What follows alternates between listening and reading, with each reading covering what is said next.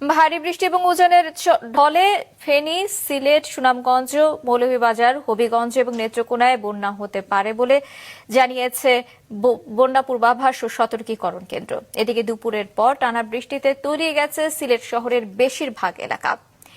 এদিকে বৈরী আবহাওয়ায় নোয়াখালীর হাতিয়া যাত্রীবাহী ট্রলার ডুবে মারা গেছে একজন, এখনো নিখোঁজ রয়েছে 5 জন। Desk report. দুপুরের পর টানা 2.5 ঘন্টা বৃষ্টিতে ডুবে গেছে সিলেট শহরের বেশিরভাগ এলাকা। নগরীর প্রধান সড়কগুলো এখন পানির নিচে। ঘরে পানি ঢোকায় ভোগান্তিতে পড়েছে মানুষ।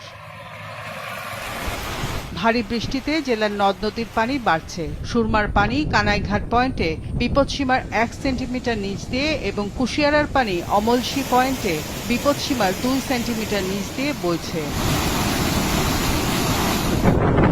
সাগরে নিম্নচাপের কারণে জোয়ার ও ঝড়ো বাতাসে নোয়াখালীর চর ঈশ্বর ইউনিয়ন নলচিরা ঘাট থেকে বাংলা বাজার পর্যন্ত 4 কিলোমিটার বেড়িবাঁধ ক্ষতিগ্রস্ত হয়েছে।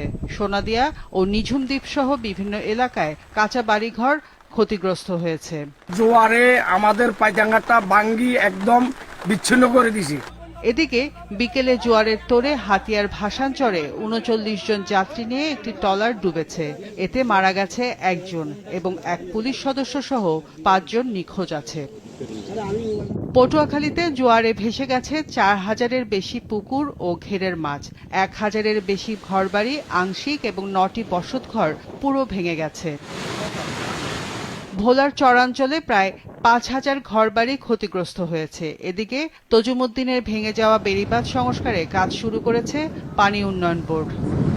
বরগুনার বিভিন্ন এলাকায় কয়েকশো পরিবার এখনো পানিবন্দী রয়েছে। টানা বৃষ্টি ও পাহাড় ধসের শঙ্কায় প্রশাসনের পক্ষ থেকে বান্দরবানে ঝুঁকিপূর্ণ এলাকাগুলোতে মাইকিং করা হয়েছে। এদিকে কক্সবাজার উপকূলীয় কুতুবদিয়া ও মহেশখালীর বিভিন্ন এলাকা থেকে পানি নামতে শুরু করেছে। 2 দিন পর দৌলতদিয়া পাউটুরিয়ার নৌ রুটে ফেরি ও লঞ্চ চলাচল শুরু হয়েছে। আবহাওয়া অধিদপ্তর জানিয়েছে, নিম্নচাপটি উত্তর বঙ্গোপসাগরে না থাকায় আগামী 1 সপ্তাহে বৃষ্টিপাত কমবে ও তাপমাত্রা বাড়বে। রওশন জাহান মিষ্টি, মাছরাঙা নিউজ ডেস্ক।